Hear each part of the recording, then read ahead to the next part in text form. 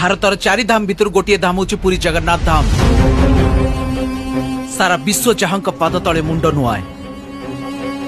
ओडिशार खोर्धा पाइकंक भୟରେ ग्रीक रो अलेक्जेंडर भी ओडिशा आसिया को भय करथिले। ओडिशार रसगोला को किए मोर बोली कही गर्व करूची तो पुणी आउ किए कहूची ओडिशार कवि जयदेव भी आमर आउ गीत गोविंद भी आमर।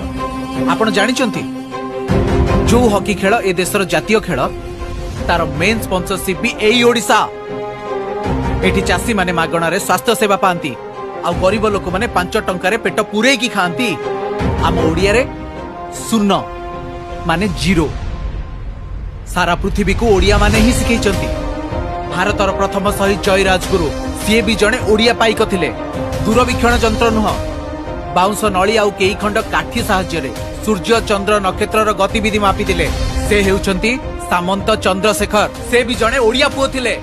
एबे देशर सर्वोच्च नागरिक राष्ट्रपति द्रौपदी मुर्मू से भी आम ओडिया।